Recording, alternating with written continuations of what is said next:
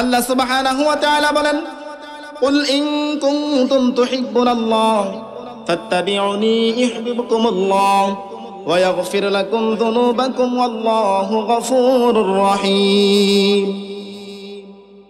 আল্লাহ সুবহানাহু ওয়া তাআলা বলেন, কুল ইন কুনতুম তুহিব্বুনাল্লাহ, কুল হে রাসূল আপনি বলে দেন, যারা মাদ্রাসায় পড়ালেখা করেন, যারা মাদ্রাসার শিক্ষকতা করেন তারা বুঝবেন। আল্লাহ সুবহানাহু ওয়া তাআলা বলেন, কুল হে রাসূল আপনি বলে দেন, বাবার আমার এখানে মধ্যে আপনাদেরকে একটা পয়েন্ট ধরিয়ে দেব। আমরা অনেকে রাসূলকে আমরা অনেকে আমাদের মতন মানুষ বলি কিনা? কথা বুঝেন না? বলি কিনা? একটু আওয়াজ দিবেন, বলি কিনা? আমরা বলি, কিন্তু যেই আল্লাহ সুবহানাহু ওয়া তাআলা তার প্যারা হাবিবকে আমাদের শেষ নবী মুহাম্মদুর রাসূলুল্লাহ সাল্লাল্লাহু আলাইহি সাল্লামকে দুনিয়াতে প্রেরণ করেছেন, ওই আল্লাহ তিনার নবীর সম্মানার্থে কুল ব্যবহার করছেন। আল্লাহ তো বলতে পারতেন, হে মুহাম্মদ আপনি বলেন, বলতে পারতেন না? কথা বুঝেননি আমার? আল্লাহ সুবহানাহু ওয়া তাআলা বলতে পারতেন, হে মুহাম্মদ আপনি বলে দেন, কিন্তু আল্লাহ মুহাম্মদ না বলে ডাইরেক্ট নবীর নাম না নিয়ে আল্লাহ সুবহানাহু ওয়া তাআলা তিনি পবিত্র কালামুল্লাহ শরীফে কুল ব্যবহার করে তিনি নবীর সম্মান ইজ্জতকে মুখমণ্ডিত করেছেন। আর আপনি আমি 1 টাকার মৌলবি 2 টাকার মৌলবি হয়ে আপনি আমি রাসূলের সম্মানকে ছোট করি, রাসূলের সম্মানকে আমরা খাটো করি। বাবারারে আমার, বন্ধুরারে আমার, আপনি আমি রাসূলের সম্মান খাটো করব, কিন্তু আল্লাহ সুবহানাহু ওয়া তাআলা রাসূলের সম্মান আরো বৃদ্ধি করে দেবে। এই জন্য আল্লাহ সুবহানাহু ওয়া তাআলা আপনাদেরকে বোঝানোর জন্য এই কথাটা বললাম যে মালিক ইচ্ছা করলে পারতেন এখানে মুহাম্মদ নাম বলে ডাইরেক্ট বলে দিতেন, কিন্তু মালিক এখানে নবীজির সম্মানার্থে নবীজিকে মহাব্বত করে ভালোবেসে নবীজির ইজ্জতকে মহাব্বত করে সম্মান করে আল্লাহ সুবহানাহু ওয়া তাআলা এখানে কুল ব্যবহার করে বলেছেন, কুল হে রাসূল আপনি বলে দিন, যারা আমি আল্লাহকে ভালোবাসতে চাই ফাত্তাবিউনি, তারা যেন আপনি নবীকে মহাব্বত করে। কথা বুঝেননি আমার? কথা কার? এটা আমার কথা না। হয়তো বলতে পারবেন মাহফিলে পরের দিন সকালবেলা যে ব্যাপারী বাড়ি আব্দুর রশিদের ছেলে সাকিব রাজাই কথাটা বলেছিল, না বাবা এটা আমার কথা না, এটা হলো আল্লাহ সুবহানাহু ওয়া তাআলার কথা। আপনি তাফসীরে জালালাইন খোলেন, তাফসীরে জালালাইনের মধ্যে স্পষ্ট এসেছে, তাফসীরে জালালাইনের মধ্যে বলা হয়েছে যে কুল নবী করিম সাল্লাল্লাহু আলাইহি ওয়াসাল্লামকে আল্লাহ পাক সম্মান করে, ইজ্জত করে, নবীজির সম্মানকে বৃদ্ধি করার জন্য আল্লাহ সুবহানাহু ওয়া তাআলা কুল শব্দ ব্যবহার করেছেন। এই জন্য আল্লাহ সুবহানাহু ওয়া তাআলা বলেন, কুল ইন কুনতুম তুহিব্বুনাল্লাহ, হে রাসূল আপনি বলে দেন, হে নবী আপনি বলে দেন, ফাত্তাবিউনি ইউহিব্বুকুমুল্লাহ, যারা আমি আল্লাহকে মহব্বত করতে চাই, যারা আমি আল্লাহকে অনুসরণ করতে চাই, অনুকরণ করতে চাই, ফাত্তাবিউনি, তারা যেন আপনি নবীকে মহব্বত করে অনুসরণ করে। বলুন সুবহানাল্লাহ। এখন আমাদের এখানে বোঝার বিষয়, তাফসীর কারকগণ বলেন এই আয়াতের মধ্যে আল্লাহ সুবহানাহু ওয়া তাআলা নবীর সাথে কত মধুর প্রেম করেছেন, কত মহব্বতের প্রেম করেছেন।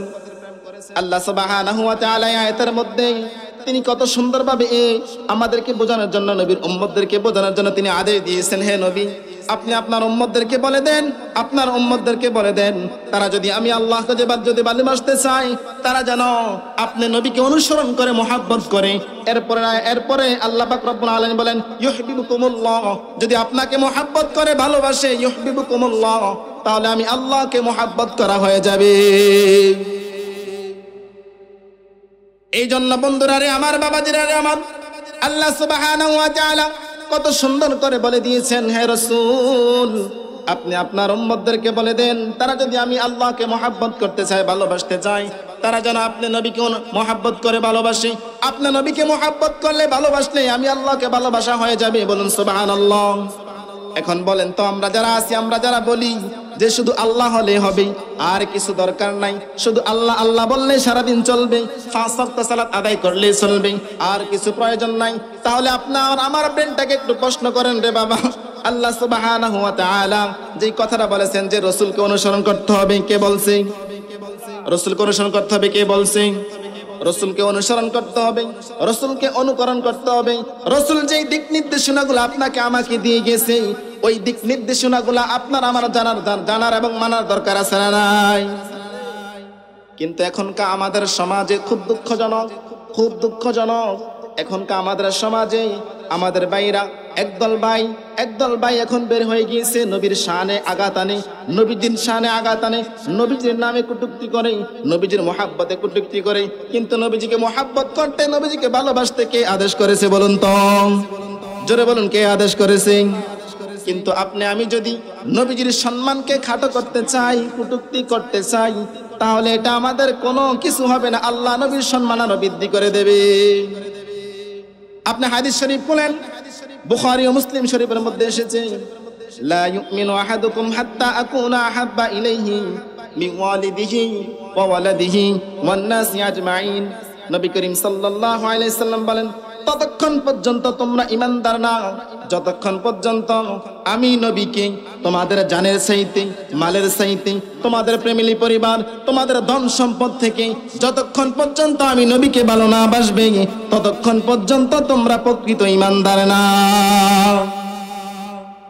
এখন আপনাদের কাছে আমার প্রশ্ন, আপনারা বলুন, আমরা যারা বলি যে শুধু 5 ওয়াক্ত নামাজ পড়লে হবে, আল্লাহ যিনি তিনার হুকুমগুলা পালন করলে হবে, রাসূলের হুকুম পালন করার দরকার নাই, আমরা যারা বলি, বলুন তো আপনি আমি কি আল্লাহর আইনের পক্ষে আছি না বিপক্ষে আছি? বলুন কোন পক্ষে আছি? আমরা বিপক্ষে আছি। আমরা একদল দেখবেন ছাগলে যদি 3টা বাচ্চা হয়, কয়টা বাচ্চা? একটু আওয়াজ দেন, কয়টা বাচ্চা? ছাগলে যদি 3টা বাচ্চা হয় রে বাবা, 2টা বাচ্চা কন্টিনিউ মায়ের বুকের দুধ পান করতে পারে, আর একটা বাচ্চা মায়ের বুকের দুধ কন্টিনিউ পান করতে পারে না, মাঝে মাঝে পান করে, মাঝে মাঝে আবার উপাস থাকে। আমাদের সমাজের মধ্যে এখন 3 দল বাইর হয়ে গিয়েছে, 2 দল সঠিক পথে আছে, আর এক দল তারা ওই ছাগলের বাচ্চার মতো লাফালাফি ফালাফালি করতে থাকে, কিন্তু কোরআন হাদিস রিসার্চের কোনো খবর নাই, ঠিক কিনা বলুন? এই জন্য আপনাকে আমাকে কোরআন হাদিস ঘাটতে হবে, আপনাকে আমাকে কোরআন হাদিস পড়তে হবে, তাহলে আপনার নবীজির ভালোবাসা, নবীজির মুহাব্বত আল্লাহ পাক কোরআনের মধ্যে যে নাজিল করেছেন আপনি আমি দেখতে পাবো। শুধু তাই নয়, আমাদের জন্য কত গর্ব, আল্লাহ সুবহানাহু ওয়া তাআলা 114টি সূরার মধ্যে আল্লাহ রাব্বে কারীম রব্বুল আলামিন তিনি 114টি সূরার মধ্যে সূরাতুল ফাতিহা হলো সর্বপ্রথম সূরা। সূরাতুল ফাতিহার মধ্যে আল্লাহ সুবহানাহু ওয়া তাআলা বলেন, আলহামদুলিল্লাহি রাব্বিল আলামিন। আল্লাহ সুবহানাহু ওয়া তাআলা বলেন, আলহামদুলিল্লাহি রাব্বিল আলামিন, আমি তামাম জগতের আলম, আমি তামাম জগতের সৃষ্টিকর্তা, আমি তামাম জগতের রহমত, আমি তামাম জগতের আলম। আল্লাহ সুবহানাহু ওয়া তাআলা তিনার নামের ব্যাপারে ব্যবহার করেছেন, আবার নবী রাহমাতাল লিল আলামিনের নামের শেষে ব্যবহার করেছেন, বলুন সুবহানাল্লাহ। ওয়া মা আরসালনাকা ইল্লা রাহমাতাল লিল আলামিন। আল্লাহ সুবহানাহু ওয়া তাআলা বলেন, আমি যত জায়গার রহমত, আপনি নবীও তত জায়গার রহমত, বলুন সুবহানাল্লাহ। বন্ধুরা রে আমার, বাবাজিরা রে আমার, আমি আপনাদের এলাকার সন্তান, আমি এই এলাকার সন্তান, আমার পক্ষে আপনাদেরকে একটু বোঝানোর দায়িত্ব আছে কিনা বলুন। কোরআনের মধ্যে এসেছে, কু আনফুসিকুম ওয়া আহলিকুম নারা, তুমি নিজে বাঁচো, তোমার আহলে আওলাদ পরিবার পরিজনকে বাঁচাতে হবে কিনা বলুন। বাঁচানোর দরকার আছে নি? আমি যদি শুধু আমল করি, ইবাদত করি, বন্দেগী করি, আপনাদেরকে যদি একটু আহ্বান না করি, একটু আমলের কথা না বলি, একটু ঈমান চেতনা কথা যদি না বলি, তাহলে আল্লাহ সুবহানাহু ওয়া তাআলা যে বলেছেন, কু আনফুসাকুম ওয়া আহলিকুম নারা, তুমি নিজে বাঁচতে হবে, তোমার ফ্যামিলি পরিবারদেরকে তুমি বাঁচাতে হবে, তাহলে ওই কথাটা থাকা হলো নি। এই জন্য আমি আপনাদের এলাকার সন্তান একটু বুঝাইতেছি আপনাদেরকে, বলুন তো আমরা এই দুনিয়াতে থাকবো নি? একটু আওয়াজ দিবেন, আমরা থাকবো নি? এই দুনিয়াতে আমরা কেউ থাকার জন্য আসি নাই রে বাবা, আমরা সকলে এই দুনিয়া থেকে চলে যেতে হবে। এই দুনিয়াতে আমরা হলাম মেহমান। যেমনি ভাবে আপনারা দেখবেন আমাদের বোনের বাড়িতে, আমাদের শ্বশুর বাড়িতে, আমাদের আত্মীয় স্বজনের বাড়িতে আমরা যখন যাই, বাজার থেকে আমরা ফল ফলাদি নিয়ে যাই কিনা বলুন? একটু আওয়াজ দিবেন, ফল ফলাদি নিয়ে আমরা যাইনি কেন? ফল নিয়ে যাই রে বাবা, কারণ আমার সম্মান, আমার মান ইজ্জতকে যাতে নষ্ট না করতে পারে, আমার সম্মান যাতে একটি বৃদ্ধি পায়, যাতে বলতে পারে আমার জির জামাতা, যাতে বলতে পারে যে না আমার শ্বশুর এসেছে, খুব ফল ফলাতে নিয়ে এসে যাতে গর্ব করতে পারে। এই জন্য আপনার সম্মানকে, সুনামকে উজ্জ্বল করার জন্য আপনি আমি অনেক টাকা খরচ করি, অনেক টাকা দিয়ে আপনি আমি ফল ফলাদি কিনে নিয়ে যাই কিনা? আল্লাহ সুবহানাহু ওয়া তাআলা এই কথাটা এই জন্যই বললাম, মান্তিকের ভাষায় আপনারা বুঝবেন। আল্লাহ সুবহানাহু ওয়া তাআলা বলেন, যারা মান্তিকের ইন্তিক যারা বুঝে, আল্লাহ সুবহানাহু ওয়া তাআলা রব্বুল আলামিন বলেন, আপনাকে আমাকেও আল্লাহ রব্বুল আলামিন ওই ফলের মতন আমরা যেভাবে সম্মান বৃদ্ধি করার জন্য সব আমরা যেভাবে ফল ক্রয় করে সম্মান বৃদ্ধি করার জন্য আমাদের আত্মীয় সম্পদের আত্মীয় বাড়িতে আমরা নিয়ে যাই, আল্লাহ সুবহানাহু ওয়া তাআলা এই দুনিয়াতে আপনাকে আমাকে ফারাইছে ফল ক্রয় করার জন্য। এখন আপনি আমি যদি মনে করি যেই না এই দুনিয়াতে আমি অনন্তকাল থাকবো, এখানে আমার থাকার সুযোগ আছে, আমি যা ইচ্ছা তা করতে পারি, তাতে কোনো সমস্যা নাই, তাহলে এটা হলো আপনার আমার বোকামি। কি জোরে বলুন কি? এটা হলো আপনার আমার বোকামি। আল্লাহ সুবহানাহু ওয়া তাআলা আপনাকে আমাকে সৃষ্টি করার আগে আল্লাহ পাক রব্বুল আলামিন পবিত্র কালামুল্লাহ শরীফে বলে দিয়েছেন, কুল্লু নাফসিন যায়িকাতুল মাউত। আল্লাহু আকবার। সমস্ত প্রাণী একদিন মৃত্যুর স্বাদ গ্রহণ করতে হবে। সমস্ত প্রাণী একদিন মৃত্যুর স্বাদ গ্রহণ করতে হবে। যাদের প্রাণ আছে, যাদের জীবন আছে, একদিন না একদিন হলো মালিকের হুকুমে মালাকুল মউত আজরাইল আলাইহিস সালাম আপনার রূহ আমার রূহ কবজ করতে আসবে কিনা বলুন? যদি আইসাই থাকে তাহলে আপনাকে আমাকে ইমানদার হয়ে মরার দরকার আছে না নাই? জোরে বলুন, দরকার আছে না নাই? যদি ইমানদার হয়ে যদি মরার দরকার থাকে রে বাবা, ও বন্ধুরা রে আমার, ও বঙ্গু এলাকার বাবারা আমার, আপনাদেরকে আহ্বান করি, যদি ইমানদার হয়, যদি আছে না নাই? যদি দরকার থাকে তাহলে বলুন তো দৈনন্দিন কয় ওয়াক্ত নামাজ ফরজ? জোরে বলুন, কয় ওয়াক্ত? 5 ওয়াক্ত নামাজ ফরজ। যদি বাবারে যদি সম্পদ যদি উপার্জন করার প্রয়োজন থাকে, তাহলে আমি মনে করব যারা আজকে মাইকের আওয়াজে যেখান থেকে শ্রবণ করছেন সকলে দৈনন্দিন 5 ওয়াক্ত নামাজ পড়বেন। বন্ধুরা রে আমার, ও বাবাজিরা রে আমার, আপনার কবরের মধ্যে আপনি থাকবেন, আপনার কবরের মধ্যে আপনার স্ত্রী যাবে না, আপনার সন্তান যাবে না, আপনার মা যাবে না, আপনার পাড়া প্রতিবেশী কেউ যাবে না। আপনি যার সাথে উঠা বসা করেছেন, আপনি যাকে মোহাব্বত করেছেন, ভালোবেসেছেন, ওই বন্ধু আপনার কবরে যাবে না। আপনাকে কবরে নামিয়ে দিয়ে ওই বন্ধু আর কখনো আপনার কবরে দেখতে যাবে না। এই জন্য বাবারা আমাদের সকলের উচিত আমাদের আমলকে মজবুত করে, কখন আমরা মৃত্যুবরণ করবো আমরা কেউ জানি না। আমরা আজকে মাহফিলে আসতে পারছি, আগামী দিন যে আমরা বাঁচবো কেউ আমরা জানিনি। এটা গ্যারান্টি আমাদের কারো নাই। যদি যেহেতু আমাদের গ্যারান্টি নাই, এই জন্য আমাদের সবাইকে সব সময় ইবাদত করা দরকার আছে না নাই? জোরে বলুন, দরকার আছে না নাই? আমি বুখারী ও মুসলিম শরীফের একখানা হাদিসের ইবারত বলে ইনশাআল্লাহ শেষ করে দেব। বুখারী ও মুসলিম শরীফের মধ্যে একখানা হাদিস এসেছে, আল্লাহর নবী মুহাম্মদুর রাসূলুল্লাহ সাল্লাল্লাহু আলাইহি ওয়াসাল্লাম 10 জনকে জান্নাতের সার্টিফিকেট দিয়েছেন, আপনারা জানেননি? আশারায়ে মুবাশশিরিন, আল্লাহর নবী সাল্লাল্লাহু আলাইহি ওয়াসাল্লাম 10 জনকে জান্নাতের সার্টিফিকেট দিয়েছেন। তার মধ্যে একজন হলো উসমান বিন নুরাইন। উসমান জিন নুরাইনকে আল্লাহর নবী মুহাম্মদ রাসূলুল্লাহ সাল্লাল্লাহু আলাইহি ওয়াসাল্লাম জান্নাতের সার্টিফিকেট দিয়েছেন।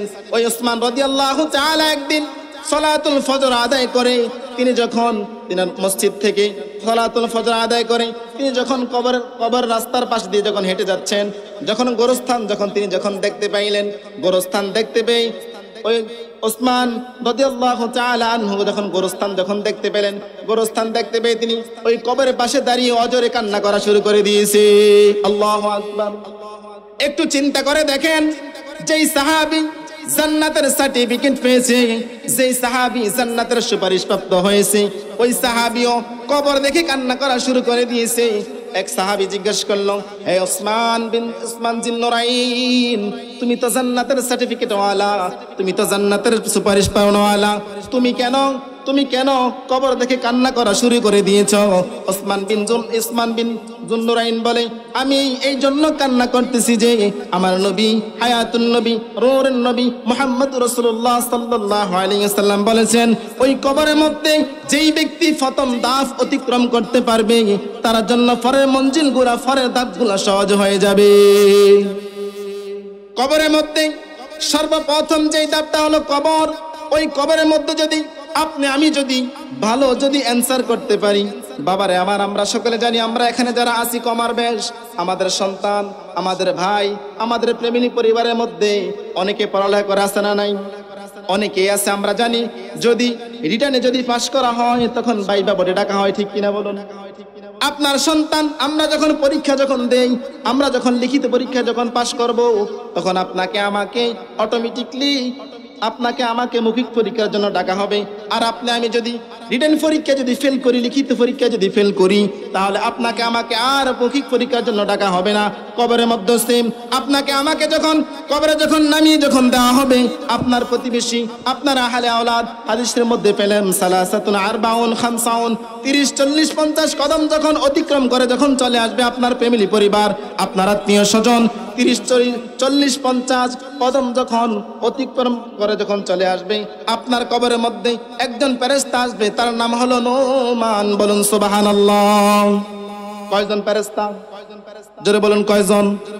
আপনার আমার কবরে আপনার প্রতিবেশী আপনার সন্তান আপনার বাবা আপনাকে আমাকে যখন কবর দিয়ে যখন চলে আসবে, তখন আপনার কবরে আমার কবরে একজন ফেরেশতা যে সর্বপ্রথম, তার নাম হলো নোমান ফেরেশতা। ওই নোমান ফেরেশতা এসে আপনাকে আমাকে উঠাবে, উঠিয়ে বলবে, হে আল্লাহর বান্দা, ও আল্লাহর বান্দা, ও আল্লাহর বান্দা, উঠো উঠো উঠো, তোমার আমলনামাটা তুমি তোমার নিজ হাতে লেখা শুরু করে দাও। তখন আল্লাহর বান্দা বলবে, ওই মৃত ব্যক্তি বলবে, ও নোমান আমি কি দিয়ে লিখবো? আমার কাছে তো কলম নাই, আমার কাছে তো কাগজ নাই, আমার কাছে তো কালি নাই, আমি কোন জিনিস দিয়ে লিখবো? নোমান ফেরেশতা বলবে, তোমার কাফনে থেকে এক টুকরা কাপড় ছিঁড়ে এনে তুমি লেখা শুরু করে দাও। মৃত ব্যক্তি বলবে, ও নোমান আমি কি দিয়ে লিখবো? কয় তোমার হাতের শাহাদাত আঙ্গুলকে তুমি কলম বানাও, আর তোমার চোখের পানিগুলাকে তুমি কালি বানিয়ে তুমি লিপিবদ্ধ করতে শুরু করে দাও। আপনি আমি যদি নেককার হই, ওই দিন আপনার আমার লেট হবে না লিখতে রে বাবা। আপনি আমি যদি আমলদারওয়ালা হই, আপনি আমি যদি ইমানদারওয়ালা হই, ওই দিন কঠিন পরিস্থিতিতে আপনার আমার আমলনামা লিখতে লেট হবে না, খুব দ্রুত আপনি আমি লিখে বলবো। নোমান ফেরেশতা বলবে, ও আল্লাহর বান্দা, ও আল্লাহর বান্দা, এত দ্রুত এত শর্টকাটে তুমি কিভাবে লিখছো? বলবে, আমি দুনিয়াতে থাকা অবস্থায় আল্লাহর হুকুমগুলা পালন করেছি, রাসূলের সুন্নাতগুলো আদায় করেছি। যেখানে রাসূলের মাহফিল হতো, যেখানে রাসূলের মিলাদের আয়োজন করা হতো, আমি ওই জায়গায় উপস্থিত হতাম, রাসূলকে মুহাব্বত করতাম, ভালোবাসতাম। এই জন্য আজকে কবরের মধ্যে আমি সর্বপ্রথম সবার আগে উত্তর দিতে পেরেছি।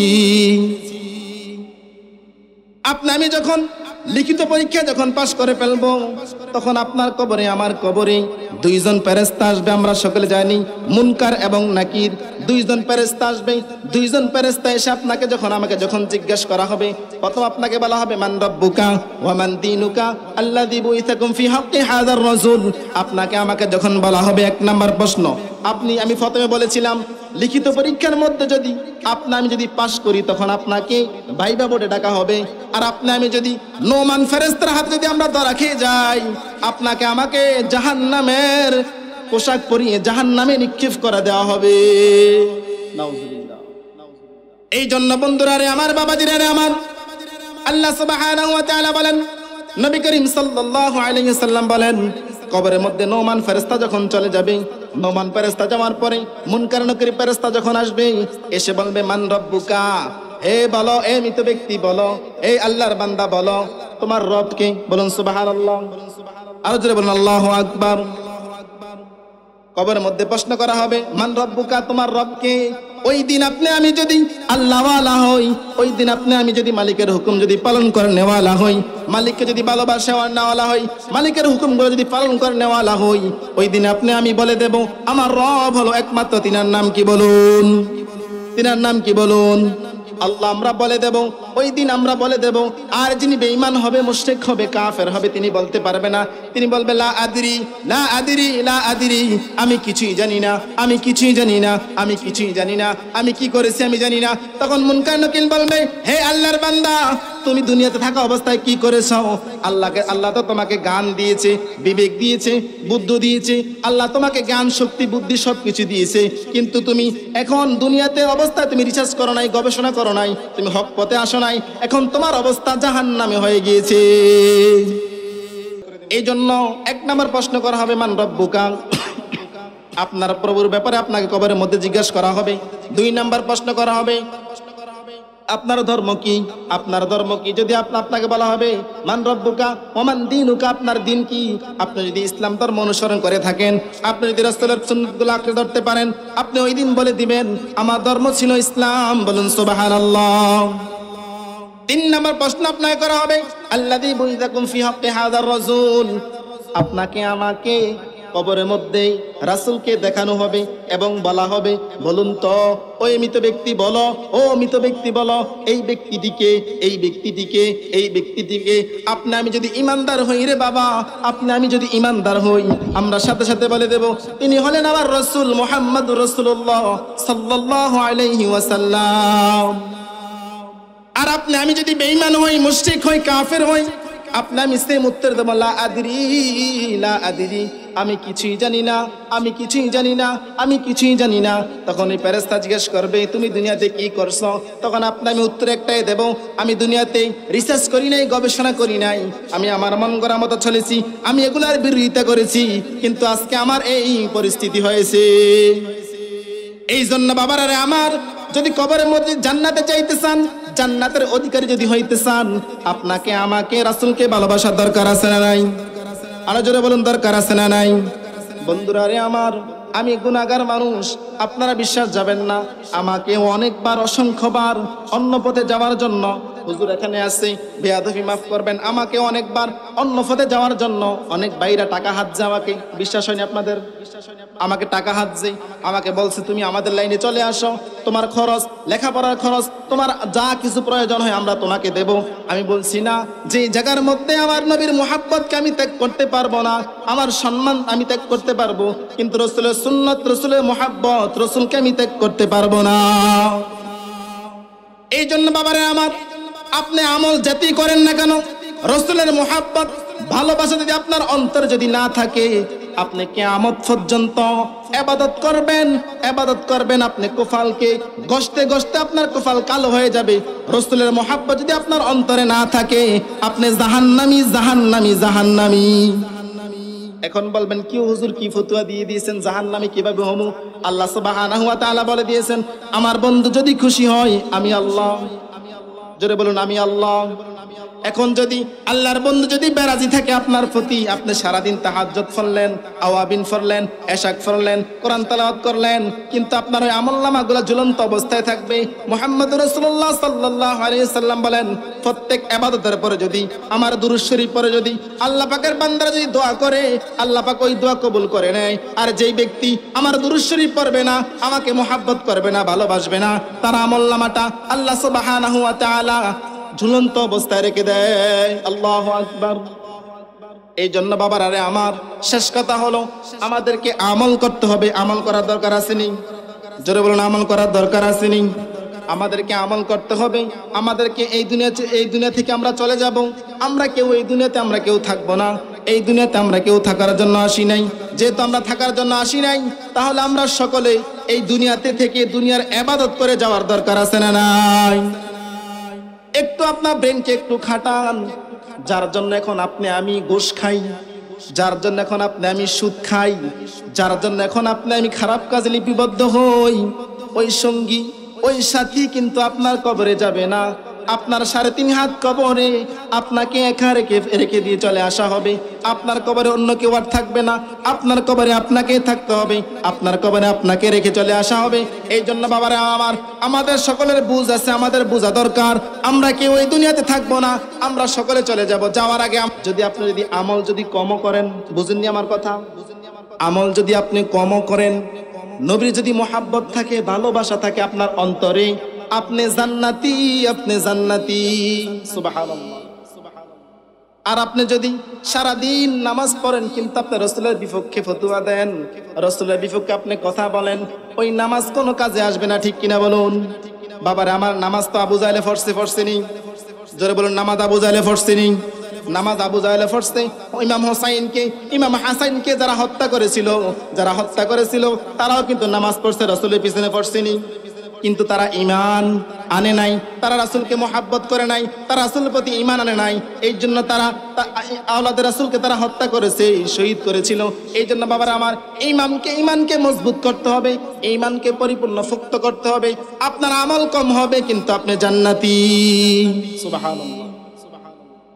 এই জন্য বাবারা আমার, আমাদের সকলের উচিত আমরা সকলেই নবীজিকে মুহাব্বত করতে হবে, নবীজিকে ভালোবাসতে হবে।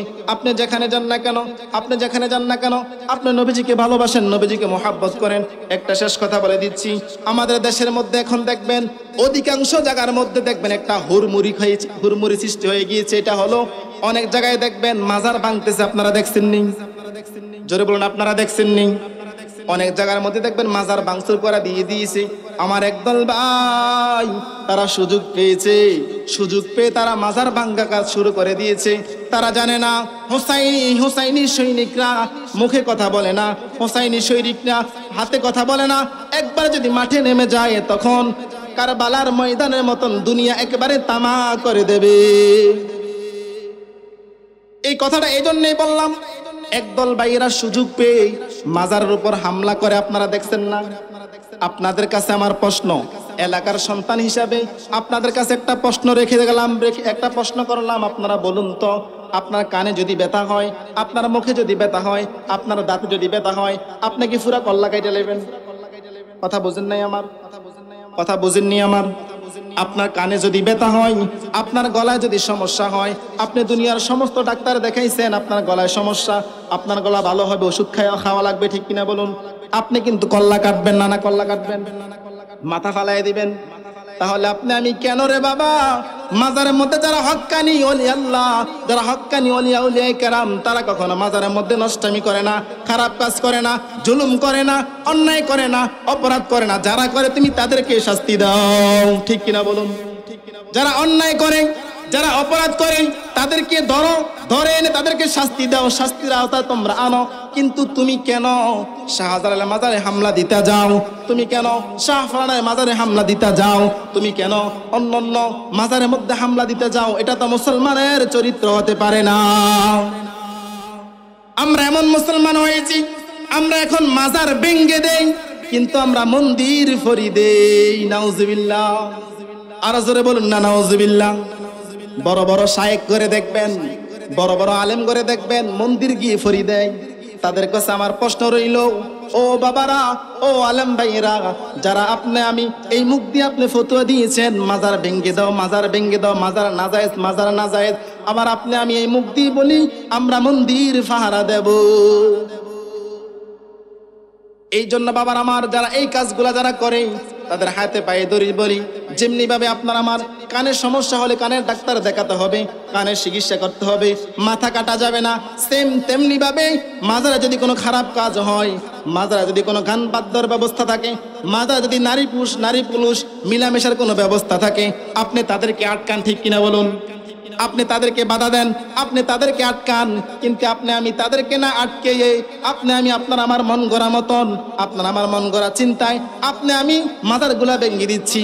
বাবারে আমার, আপনি মনে রাখবেন, যেই হাতে আপনি মাজার ভেঙেছেন, যেই হাতে আপনি মাজারে আঘাত দিয়েছেন, একদিন না একদিন ওই হক্কানি ওলিয়াদের উসিলায় আপনার হাত ভেঙে যাবে। এই জন্য বাবারে আমার, দুনিয়াতে হক্কানি ওলিয়ায়ে কেরাম আছে বিদায় আপনি আমি এখনো টিকে আছি, বলুন সুবহানাল্লাহ। গুরুত্বপূর্ণ হাদিস বুখারী ও মুসলিম শরীফের মধ্যে এসেছে, আল্লাহ পাকের একজন সঠিক বান্দা, খালেস বান্দা যতক্ষণ পর্যন্ত এই দুনিয়ার বুকে থাকবে ততক্ষণ পর্যন্ত কিয়ামত হবে না। সুবহানাল্লাহ। এই জন্য আমাদেরকে এই কথাগুলো এই জন্যই বললাম, দেখবেন নেটের মধ্যে, সোশ্যাল মিডিয়ার মধ্যে অনেক ভাইরা সুযোগ পাওয়ার পরেও মাজারগুলোর প্রতি হামলা করে, মাজার ভেঙে দেয়। আমার প্রশ্ন হলো ভাইরা, মাজার তো কোনো অন্যায় করে নাই, মাজার কোনো খারাপ কাজ করে নাই। যারা করে আপনি তাদেরকে ধরে তাদেরকে শাস্তির আওতায় নাই, ঠিক কিনা বলুন? কিন্তু আপনি আমি সুযোগে আপনি আমি সদ্ব্যবহার করা শুরু করে দিয়েছি, এটা হলো এক ধরনের সুরের কারবার, বলুন ঠিক কিনা? আল্লাহ পাক আমাদের সবাইকে সহি বুঝদান করুক, সকলে বলুন আমিন। আল্লাহ আমাদের সবাইকে দ্বীনি মসলিহত, দ্বীনি আখলাক আমাদের সবাইকে বুঝে মেনে আমল করার তৌফিক দেয়, সকলে বলুন আমিন। যাই হোক, আমি আমার অগোছানো বক্তব্য আপনাদের কাছ থেকে বিদায় নেব।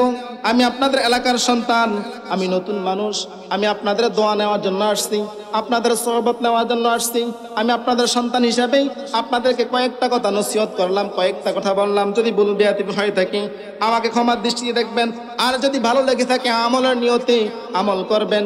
আল্লাহ সুবহানাহু ওয়া তাআলা আমাদেরকে আমল করার তৌফিক দেয়, সকলে বলুন আমিন। শেষ কথা হলো বাবার আমার, নামাজ পড়বেন তো সবাই? হাত তুলে দেখান তো কে কে নামাজ পড়বেন। নারে তাকবীর, নারে রিসালাত। শাহপুর দরবার শরীফ, শাহপুর দরবার শরীফ, বাগদাদি মুর্শিদ কেবলা। সকল নামাজ পড়তে রাজি আছেন তো? সকলে রাজি আছেন? সকলে নামাজ পড়বেন। বাবার আমার, নামাজ এমন একটা ইবাদত, যে ইবাদত আপনাকে আমাকে কঠিন শাস্তি থেকে, কঠিন ফিতনা থেকে, দুনিয়ার খারাপ কাজ থেকে আপনাকে আমাকে হেফাজত করবে। সুবহানাল্লাহ। সকলে রাজি আছেন তো? নামাজ পড়তে রাজি আছেন তো? আমি আজকে 3 দিন হলো একটা গজল বাগদাদি বাবার এবং কাউকা পৃষ্ঠা হুজুর নামে একটা শান আমি গিয়েছিলাম। আলহামদুলিল্লাহ আপনার দরবার করতে খুব সাড়া পেয়েছি। গজলটা সবাই মুর্শিদ চান্দা সবাই শুনতে রাজি আছেননি? শুনতে রাজি আছেননি? সবাই আমার সাথে বলুন, শাহপুরের প্রেম বাগানে, শাহপুরের প্রেম বাগানে একটি নূরের ফুল, সেই ফুল আমার প্রাণের মুর্শিদ বাগদাদি হুজুর, সেই ফুল আমার প্রাণের মুর্শিদ বাগদাদি হুজুর। খারাপ লাগে? খারাপ লাগে? আমার লাগে বলেন, শাহপুরের প্রেম বাগানে, শাহপুরের প্রেম বাগানে একটি নূরের ফুল, সেই ফুল আমার হুজুর কেবলা কাউকাব শাহ হুজুর। মুর্শিদ আপনার প্রেম বাগানে কত রঙের ভ্রমর আসে, মুর্শিদ আপনার প্রেম বাগানে কত রঙের ভ্রমর আসে, সেই ভ্রমরে জিকির করে, সেই ভ্রমরে জিকির করে আল্লাহ রাসূল, সেই ফুল আমার প্রাণের মুর্শিদ বাগদাদি হুজুর, সেই ফুল আমার প্রাণের মুর্শিদ বাগদাদি হুজুর। শাহপুরের প্রেম বাগানে, শাহপুরের প্রেম বাগানে একটি নূরের ফুল, সেই ফুল আমার প্রাণের মুর্শিদ বাগদাদি হুজুর। পঞ্জাতনের প্রেমে যিনি আসেন গো মশগুল, পঞ্জাতনের প্রেমে যিনি আসেন গো মশগুল, আল্লাহ রাসূল, আল্লাহ রাসূল, আল্লাহ রাসূল, আল্লাহ রাসূল করেন দিবা কুল, সেই ফুল আমার প্রাণের মুর্শিদ বাগদাদি হুজুর, সেই ফুল আমার প্রাণের মুর্শিদ বাগদাদি হুজুর। সকলে আলহামদুলিল্লাহ। আর জোরে বলুন আলহামদুলিল্লাহ। এই মুর্শিদি শানের মধ্যে অনেকগুলো হাকিকত আছে, যদি বুঝতে পারেন কাজে লাগবে, আর যদি বুঝতে না পারেন তাহলে বোঝার চেষ্টা করবেন। এখানে বলা হয়েছে মুর্শিদ আপনার প্রেম বাগানে অনেক ধরনের ভ্রমর আসে, ওই ভ্রমর গুলো হলাম আপনি আর আমি। আমরা মুর্শিদ দরবারে যাইনি, মুর্শিদ দরবারে আমরা যাইনি, আপনি আমি হলাম ওই ভ্রমর গুলা। মুর্শিদ দরবারে আপনি আমি যাই, মুর্শিদ থেকে সোহবত আনি, মুর্শিদ থেকে আমরা দোয়া আনি, মুর্শিদ থেকে আমরা এজাজত আনি, এজাজত এনে সোহবত এনে আমরা আমল করি, ঠিক কিনা বলুন? এবং পাঞ্জাতনের প্রেমে যিনি হলেন মশগুল, পাঞ্জাতন কারা? পাঞ্জাতন হলেন হাসান, ইমাম হুসাইন, মা ফাতেমা, আলী রাদিয়াল্লাহু তাআলা আনহু, মুহাম্মদুর রাসূলুল্লাহ সাল্লাল্লাহু আলাইহি ওয়াসাল্লাম।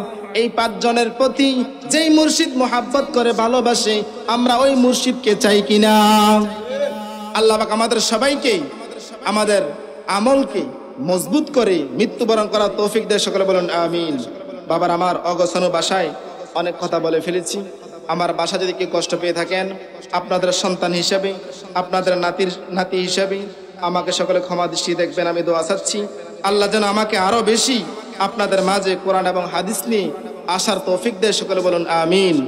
আল্লাহ যেন আমাকে ইসলামের খাদিম হিসেবে কবুল করে। এই বলে আমি আমার অগোছানো বক্তব্য এখানে সমাপ্ত করলাম। আসসালামু আলাইকুম ওয়া রাহমাতুল্লাহি ওয়া বারাকাতুহু।